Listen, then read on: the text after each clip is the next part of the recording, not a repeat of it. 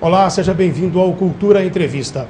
O entra e sai frenético de pessoas no Fórum Trabalhista de Coronel Fabriciano é uma amostra exata dos embates que tem resultado a relação patrão-empregado. Faltou acordo entre as partes, Justiça do Trabalho. Em 2012, cada uma das 4 varas trabalhistas do TRT no Vale do Aço recebeu uma média de 1.900 ações. No estado de Minas Gerais, a primeira e segunda instâncias registraram 258 mil ações. O que será que está fora da ordem na relação entre quem emprega e quem trabalha? Para falar desse assunto, o Cultura Entrevista recebe hoje o Procurador do Trabalho, Adolfo Jacob, que foi o pioneiro do Ministério Público do Trabalho na região. Promotor, seja bem-vindo ao TV Cultura. Obrigado. Uma satisfação estar aqui na prestigiosa emissora. Nós gostamos de fazer sempre aqui na abertura da entrevista um preâmbulo, para que as pessoas que estão nos acompanhando e ainda não conhecem os nossos entrevistados saibam quem é que eles vão ouvir exatamente. Bom, a sua origem e a formação. Bem, eu sou natural de Bom Jesus do Galho, né, cidade aqui vizinha. E a minha formação formei em engenharia e depois na área do direito, né, fiz o curso de bacharel em direito. E desde estudante eu tinha preocupações com as questões sociais, né? Na militância estudantil, e acredito que essa sensibilidade com as questões sociais é que acabou direcionando a minha carreira para a área trabalhista, em especial no Ministério Público do Trabalho. Quer dizer, foi um salto aí das ciências exatas para as sociais aplicadas grande, né? Como surgiu o interesse do senhor em atuar como justiça, como promotor na área da Justiça do Trabalho? Muito bem, eu tive a honra de trabalhar como auditor fiscal do trabalho aqui na região de Ipatinga mesmo, lotado aqui na Subdelegacia de Trabalho de Ipatinga por cerca de 20 anos. Né? E sempre gostei do trabalho, né, como agente público, né, de dar contribuição, né, com relação ao cumprimento das normas de proteção ao trabalho. E essa vivência no Ministério do Trabalho e Emprego que me levou a conhecer o trabalho dos procuradores do Ministério Público, né, na área trabalhista, e que me levou a interessar em me preparar, estudar e para seguir essa nova carreira na qual eu sou hoje. Bom, eu suponho aqui que o senhor representa aí a mão dura do Estado, da lei, contra gente poderosa que pode, de repente, ou por desígnio ou por má fé, infringir as leis trabalhistas. Mas é um trabalho que traz uma compensação profissional, humana? Essa pergunta, eu me lembra a pergunta da colega Sandra Lia Simon, que era procuradora-chefe do Ministério Público do Trabalho, na prova oral. Ela me perguntou qual a razão, né, de eu ter 20 anos como auditor fiscal do trabalho e querer ingressar no Ministério Público do Trabalho. Eu disse a ela que, em parte, era por causa das prerrogativas da função, no patamar, né, na própria instituição, Ministério Público do Trabalho, pelas vantagens, né, como ser servidor do Ministério Público do Trabalho, como membro do Ministério Público Brasileiro, mas por outro também, porque o Ministério Público ele possui ferramentas constitucionais, de modo a que um membro do Ministério Público do Trabalho ele possa ter uma atividade mais efetiva com relação ao cumprimento das normas de proteção ao trabalho.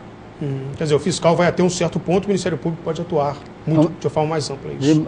Sem dúvida, o Ministério Público, as ferramentas, né, de modo a fazer com que a ordem jurídica seja cumprida, são muito mais, elas são muito mais em quantidades, né, e peso maior.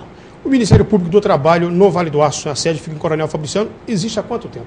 O Ministério Público do Trabalho em Fabriciano, ele foi inaugurado em julho de 2007 e hoje ele funciona na rua Itaparica, ele mudou-se recentemente, né, a sede, na rua Itaparica, 1375, no bairro de Santo Eloy. Dá para fazer um balanço desde quando o órgão iniciou os trabalhos aqui no Vale do Aço? Muito bem. Quando o Ministério Público foi instaurado, a estrutura nossa era muito deficiente e, inclusive, ainda está aquém das nossas necessidades de servidores, né, de equipamentos e tal. E quando eu vim era pior ainda, só eu como procurador do trabalho, né, e com menos funcionários ainda. Mas quando eu me regressei, que eu tomei posse, né, o concurso a nível nacional, eu fiquei no Pará por quase um ano, em Marabá. E quando a procuradoria foi inaugurada aqui, fui eu o primeiro procurador, né, que a instalei. De modo que, se por um lado foi uma questão muito gratificante para eu voltar para o meu mundo, né, para a minha terra onde eu vivi, onde eu tenho minhas relações pessoais, né, sociais. Por outro lado, a gravidade eu tenho que enfrentar situações que eu já conhecia aqui, né, que era um dever meu enfrentar e ir até as últimas consequências com relação à mudança de conduta dos agentes envolvidos no mundo do trabalho. Uhum. Muitas ações, na verdade o Ministério Público recebe representações, faz representações, né? O Ministério Público é lecionado através de ofício, o próprio procurador de trabalho, se souber de alguma irregularidade trabalhista, ele pode instaurar um procedimento de investigação, né, de ofício. E por qualquer cidadão, qualquer trabalhador, qualquer sindicato, ele pode fazer a denúncia no Ministério do Trabalho de alguma irregularidade que ele tenha conhecimento. É instaurado um procedimento investigatório e se o procurador concluir pela existência da irregularidade, ele tentará solucioná-la através de um acordo entre o Ministério Público e a outra parte, né, investigado.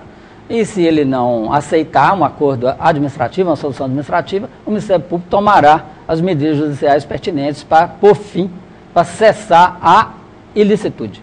Para que as pessoas que nos acompanham aí pela TV Cultura possam entender exatamente o trabalho, vamos citar aqui algumas principais ações, os principais problemas que o Ministério Público do Trabalho lida com ele diariamente aí nesse tempo de existência. Bom, eu, como disse, quando eu tomei posse no Ministério Público, lá no Pará, a questão mais premente era o trabalho escravo. Essa questão aqui, até hoje, não foi constatada em um caso de trabalho escravo. Uhum. Aqui, as irregularidades mais comuns são a questão de, na área de segurança e medicina do trabalho, né, condição de meio ambiente de trabalho não seguro, terceirizações ilícitas, não concessão de intervalos de descanso, né, excesso de horas extras, né, de modo a prejudicar a saúde dos trabalhadores, e também muitas questões envolvendo irregularidades sindicais. Ok. O que o senhor diria como principais cuidados que os empregadores devem ter para evitar problemas trabalhistas?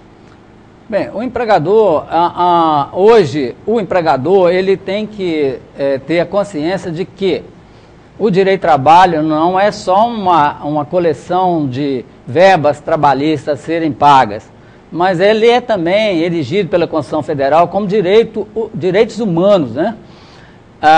De modo que o trabalhador tem que ser visto como uma pessoa humana e que a integridade psicológica do trabalhador também tem que ser levada em conta, né? Tendo em vista que o abuso do poder diretivo do empregador pode levar a assédio moral ou outras questões que de modo que possa trazer a responsabilização do empregador.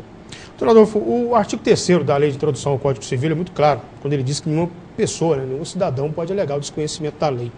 No entanto, o senso comum, pelo menos, diz que nós, brasileiros, a maioria de nós desconhece até os direitos básicos do cidadão. Falta uma educação legislativa do brasileiro? Eu acho essa pergunta muito pertinente, porque todo estudante de direito, na hora que lê a Lei de Introdução ao Código Civil, é aí que ele passa a ter conhecimento que existe, não é? E ela tem sua razão de ser, porque senão ficaria muito fácil do infrator alegar o desconhecimento.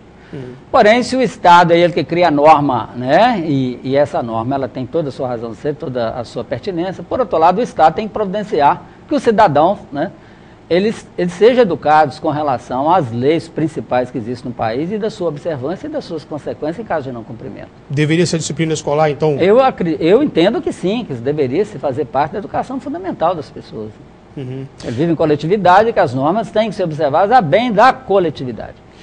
O senhor citou agora há pouco a terceirização e no fim do ano passado nós fomos convocados para uma entrevista numa grande empresa, podemos citar também que foi a Cenibra, anunciando o fim da terceirização de alguns setores dela, já a partir agora de 2013. E foi, inclusive, uma decisão que passou lá pela Justiça do Trabalho. Mas esse não é o foco principal da questão aqui. A terceirização, até que ponto que ela é irregular, que ela não pode ocorrer? Onde é que existem impedimentos para a terceirização? Bem, a terceirização é uma das questões mais complexas e importantes do direito do trabalho hoje. Por quê? Porque ela está envolvendo, de um lado, o cumprimento das normas de proteção ao trabalho, mas, por outro lado, envolve a necessidade das empresas de se modernizarem, de se adaptarem às mudanças dos tempos da produção, de modo que elas consigam continuar competitivas. Não há lei até hoje regulamentando essa matéria, de tão polêmica que é. Há projetos no Congresso Nacional que até hoje não foram aprovados, não houve um consenso até hoje, de modo que esse assunto, essa matéria é regulamentada até hoje por uma súmula, a do Tribunal Superior do Trabalho, a súmula 331. De modo que ela tenta preservar a essência, a importância da terceirização para a empresa, da terceirização que não tenha a intenção de precarizar as condições de trabalho. Se, por um lado, de acordo com essa súmula, a empresa ela pode contratar empregados terceirizados através nas suas atividades de meio e não na fim, né? E em serviços especializados. Para isso, para que a empresa concentre no seu objeto, na sua atividade econômica, ela gasta suas energias, suas capacidades técnicas e financeiras na produção para que seu produto fique cada vez mais competitivo, mais barato. Esse lado é importante.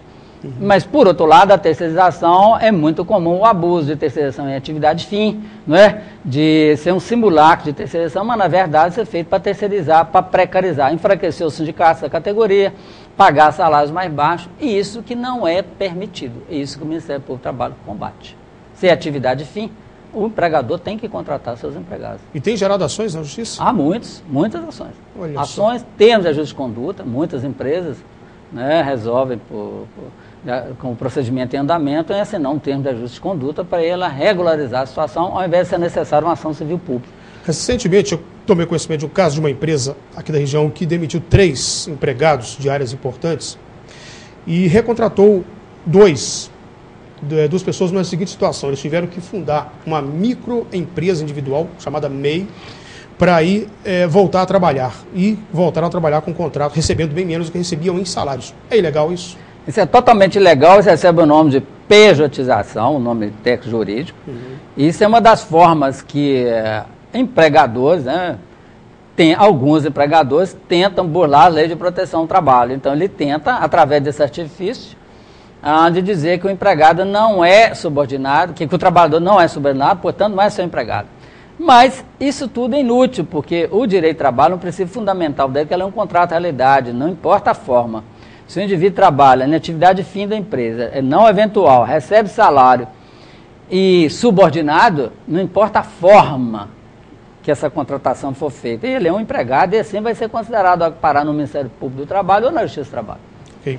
Função social do capital. Há poucos dias eu estive nessa cadeira aqui, um representante aí, o Bernardo Vidigal, ele representa uma empresa que mexe com ações, com bens, investimento em fundos diversos, de aplicações financeiras, enfim. Ele falava justamente disso, que um dos principais objetivos do capital é gerar desenvolvimento, gerar renda, gerar empregos. É preciso que o empresariado tenha uma ideia, uma noção exata da função social do capital, sem pensar só no lucro exorbitante? A Constituição Federal, né, no seu artigo 1º, ele elege como princípio fundamental da República Federativa do Brasil o valor social do trabalho e da livre iniciativa. Colocou isso no inciso só.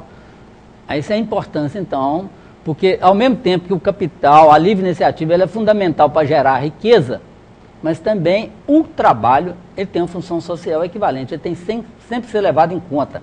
Essa questão da função social, além do artigo 1º, ele é reproduzida em vários outros dispositivos da Constituição Federal. De modo a dizer que o trabalho ele tem que ser respeitado, o trabalhador, que é a função de toda a economia, de toda a sociedade, de todo o governo, da economia, é o quê? É a dignidade das pessoas. E o trabalhador é que gera toda essa riqueza. De modo que, se por um lado a livre iniciativa é fundamental, é ela que gera riqueza, por outro lado é o direito de trabalho que distribui a riqueza. É a fonte mais importante nos países capitalistas, né? Estados Unidos, a América do Norte, de distribuição de renda é o direito do trabalho.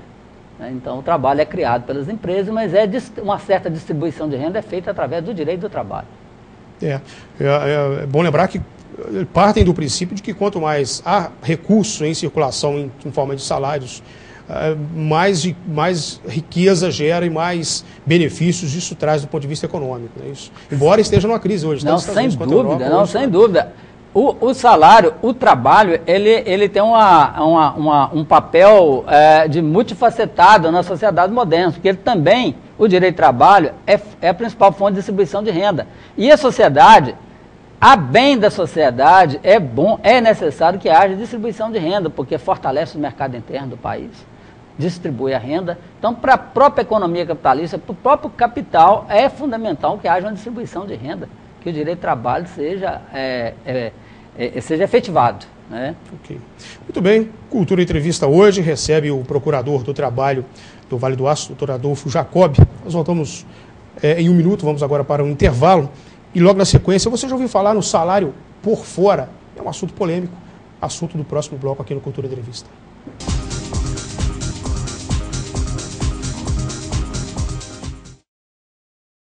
Se você não quer ter dor de cabeça na hora de fazer os seus serviços gráficos, procure a Gráfica Arte Publish. Moderno parque gráfico com profissionais atualizados, prontos para atender com rapidez, a cortesia e a pontualidade que o mercado exige. Gráfica Arte Publish, sinônimo de qualidade em serviços gráficos. Atendimento em sede própria, com assessoria jornalística, fotolito eletrônico e criação de peças publicitárias. Gráfica Arte Publish, mais que impressão, impressiona. Arte Publish, Avenida Londrina, número 400, bairro Veneza 2, Ipatinga. Telefone 3828-9020. artepublish@artepublish.com.br. Fique bem informado com o Diário do Aço, o jornal de maior circulação em toda a região. Tradição, credibilidade e compromisso com o leitor estão em nossas páginas. Assine e leia o Diário do Aço, o veículo com a melhor equipe de profissionais e maior estrutura para apurar e informar com responsabilidade os principais acontecimentos. Acesse também a nossa versão online, www.diariodoaco.com.br.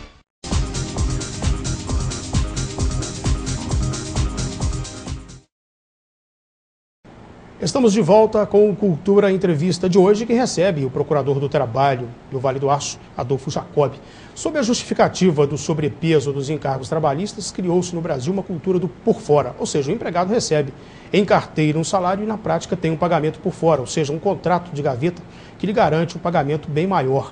Doutor Adolfo Jacob, quais são as consequências disso para o profissional, para o trabalho em si e para a Previdência Social? Como bem você disse, pela questão da carga tributária excessiva, dos encargos, muitos empregadores são levados a essa prática. Mas é uma prática que ele está correndo um risco totalmente desproporcional aos benefícios que vai lhe trazer, caso essa prática seja detectada e ele ter que responder por ela. Porque além das questões trabalhistas envolvidas aí, que no final ele vai ter que pagar todos os consectários, do salário que foi pago por fora, os consectários trabalhistas, mas também, através dessa prática, é conhecido também como salário não contabilizado, ele está sonegando a Previdência. Né?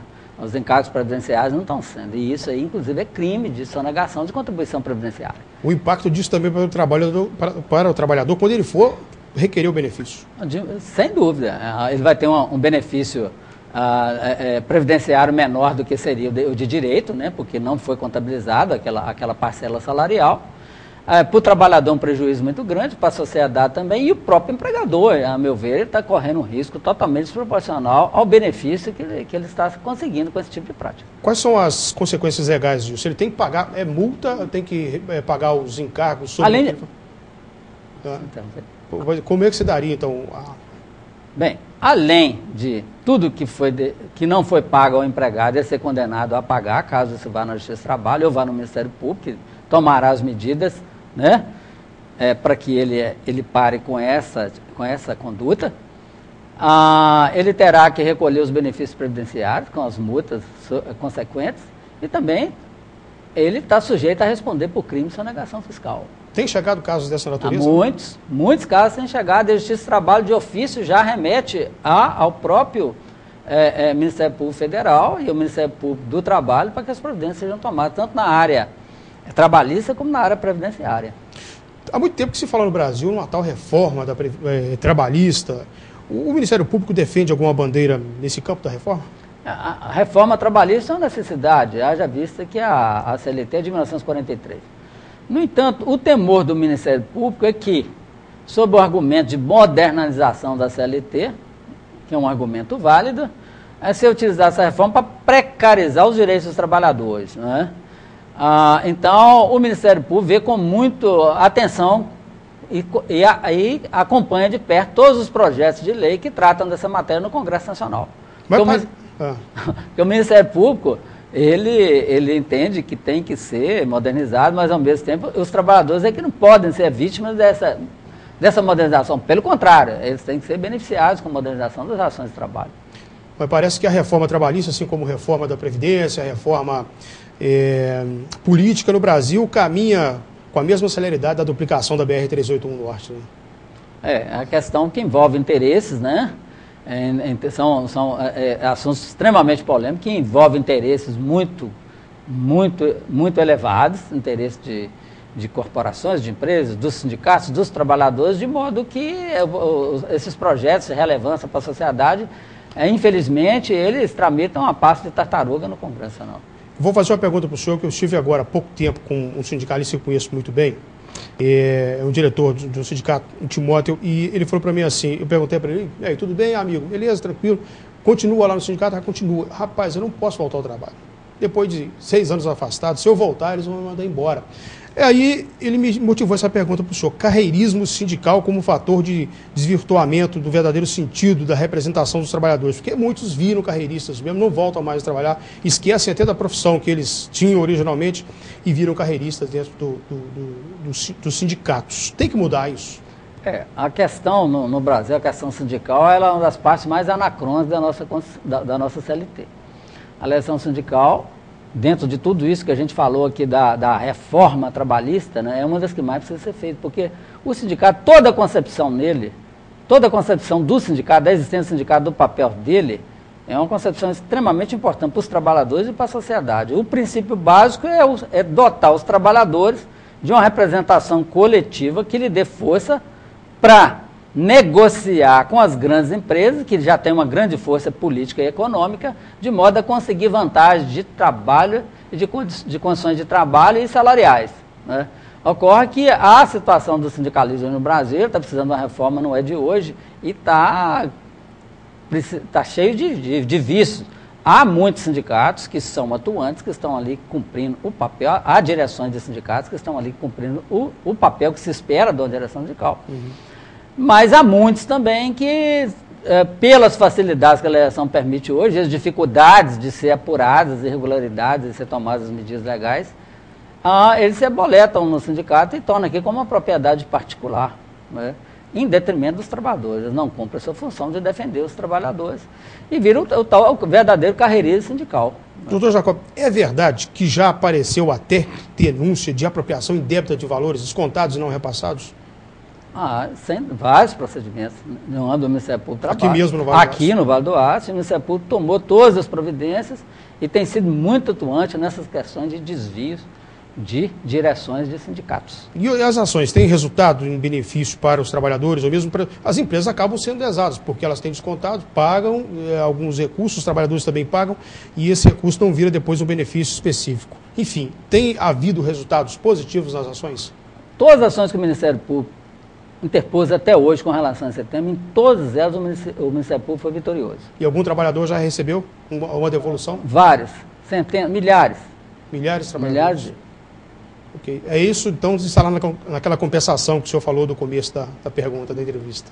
Exato. Né? É uma questão, assim, eu acho assim, que o trabalhador é dono do seu dinheiro. Toda pessoa, o dinheiro que ele trabalha, ele ganha honestamente, ele pode fazer o que quiser, mas de modo voluntário. Não de ser tomado por subterfúgios, né? De modo que ele não concorde com aquilo, mas ele é retirado dele para outros fins.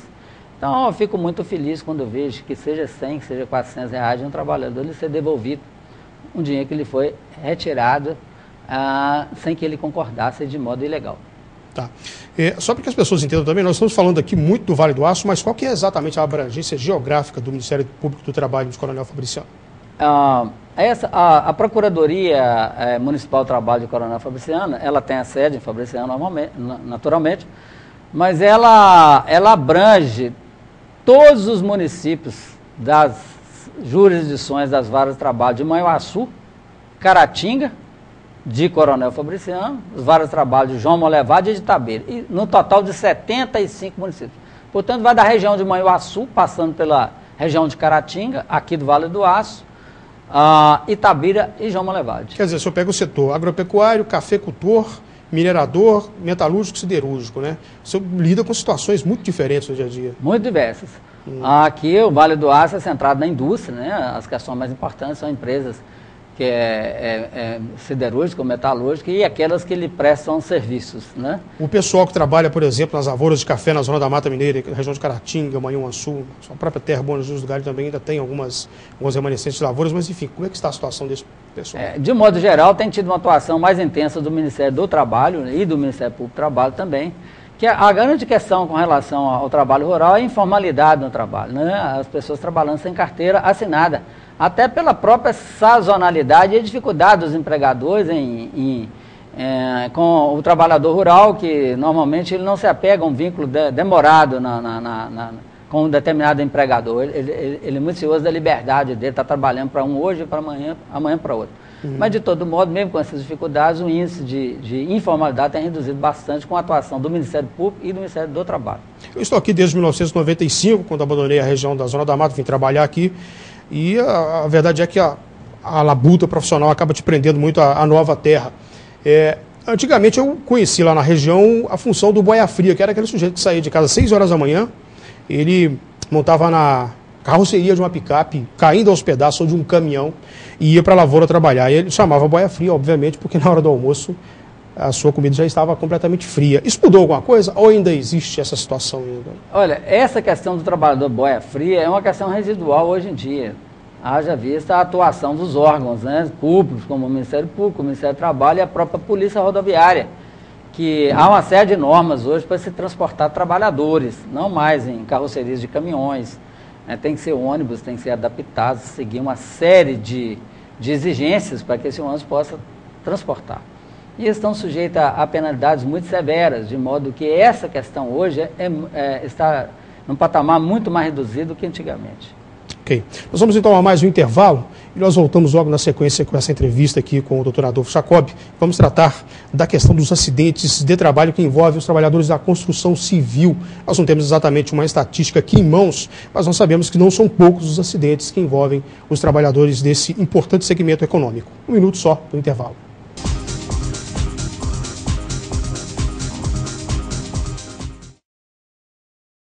O Ipaminas não é só modelo de clube recreativo para os seus associados. Numa Modelar Sede Social, você pode fazer a locação e realizar a sua festa, o seu evento, com toda pompa e segurança. O clube possui salões de festas no primeiro e segundo pisos, todos climatizados, confortáveis, com palco e camarim. Uma estrutura ideal para casamentos, shows, aniversários, formaturas, bailes, desfiles e outros eventos de qualidade. Venha para o Ipaminas e realize momentos felizes. Reserve já a sua data pelos telefones 3826-2582, 3826-3363 ou em nosso endereço, Rua Gonçalves Dias, 575, Cidade Nobre. Ipaminas Esporte Clube, lugar de gente feliz.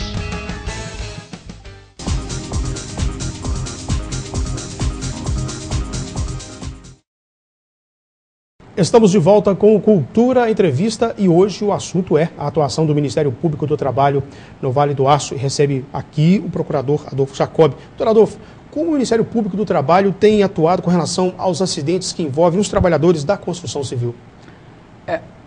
O setor de construção civil, historicamente no Brasil, é onde ocorre o maior número de acidentes de trabalho que leva à incapacidade física ou à morte. De modo que, na estatística, a invalidez ou a morte ocorre disparada em relação aos outros setores de trabalho. De modo que a preocupação é muito grande do Ministério Público do Trabalho e do Ministério do Trabalho com relação a essa questão. A morte de um trabalhador, invalidez, as consequências para ele ou para a sua família, em caso de morte, elas nem podem ser mensuradas em questão do dinheiro, a perda de um ente querido, né? Ou invalidez, sofrimento de invalidez. Mas também traz sérias consequências para a Previdência Social, então para toda a sociedade, né, que vai custear aquele benefício, e também para o próprio empregador. Então, a responsabilidade dele hoje é muito pesada do empregador, onde ocorre um acidente de trabalho, porque ele deixou de cumprir a norma de segurança e medicina do trabalho. Em suma, por culpa dele, por culpa do empregador. Ele está sujeito a penalidades severas e é o assunto dos que mais preocupa o Ministério Público do Trabalho, é a questão de acidentes e especialmente na construção civil. Ok. Quer dizer, os acidentes do trabalho na construção civil ocorrem em grandes altitudes, choques elétricos, descargas elétricas da rede elétrica, geralmente média ou alta tensão. Quer dizer, por isso que o senhor disse da gravidade, ou é fatal ou é com invalidez permanente. O pessoal da segurança do trabalho tem uma máxima que diz o seguinte, que não existe acidente que não possa ser evitado. Entretanto, nós temos aí a crônica jornalística, participamos dessa crônica praticamente todo dia. Ela está permeada de acidentes que ocorrem praticamente toda semana. O que falta, então, para evitar essa tragédia, já que os EPIs, se não podem evitar, pelo menos poderiam reduzir os impactos? Eu posso falar, sem medo de errar, que a causa de o Brasil ser campeão em acidente de trabalho no mundo, especialmente com construção civil, é de negligência, é de uma falta de cuidado das pessoas, né? Especialmente do empregador, já que no caso de acidente de trabalho, a responsabilidade é dele. Ele que tem que fornecer um ambiente de trabalho seguro para o empregado. E ele tem os poderes diretivos como empregador para obrigar o empregado a atender às normas de segurança do trabalho que ele providenciar para aquele trabalho. No caso da construção civil, a maioria dos acidentes é por queda, que poderia ser evitado por uso de um cinto de segurança, por um andame construído corretamente, medidas simples, óbvias, coisa que salta aos olhos da responsabilidade. Depois, na sequência, depois das quedas, são choque elétrico, que é clássico acidente. A pessoa está trabalhando perto de um fio elétrico energizado, que não foi isolado pelo empregador, que não procurou a companhia de luz para que fosse protegido, e eles barram um vergalhão ou uma ferramenta qualquer e tomam um choque e falece. Depois disso são soterramentos, né? Mas todas as questões que podem facilmente ser evitadas. Como disse essa autoridade de segurança e medicina do trabalho, realmente não há acidente que não possa ser evitado. E a maioria deles, aliás, poderia ter sido evitado de modo muito fácil, com medidas prosaicas até. Ok. Não faltam no mercado os técnicos de segurança do trabalho, né? Que responsabilidade tem empresas que colocam trabalhadores em atividades de risco? Aí nós podemos citar o caso recente do nosso colega jornalista, o repórter assassinado em Patinga, o Rodrigo Neto, e ao que tudo indica, o crime está relacionado, sim, à atividade profissional. Que responsabilidade que tem uma empresa que coloca o trabalhador em situação de risco? Nós citamos o caso específico do jornalista, porque às vezes as pessoas pensam que não é, mas é uma profissão de risco também, se o jornalista for trabalhar com jornalismo investigativo, era o caso desse rapaz.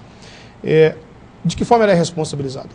Bem, um acidente de trabalho, se for caracterizado da culpa do empregador, né? Ou seja, ele deixou de tomar alguma medida, né, de propiciar que o seu empregado trabalhasse em condição segura, um ambiente de trabalho rígido, né, seguro, as consequências para isso são extremamente severas. E eu sempre procurei, em toda a minha vida profissional, como fiscal do trabalho, agora como membro do Ministério Público, a privilegiar a ação educacional, no sentido de conscientizar os empregadores das graves responsabilidades que eles são sujeitos.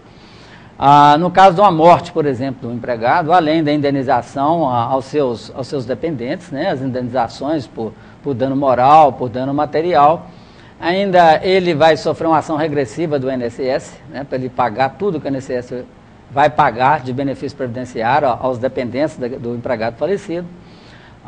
Ele está sujeito a uma ação criminal por homicídio, pelo menos de modo culposo, né, na modalidade culposa, de modo que as consequências são muito pesadas para o empregador, né? Sem falar que o trabalhador, a vida não tem preço, a vida humana não tem preço. Mas o empregador, é importante levar em consideração que as penalidades são muito pesadas para ele, que é mais um motivo para ele providenciar um meio de trabalho, meio ambiente rígido.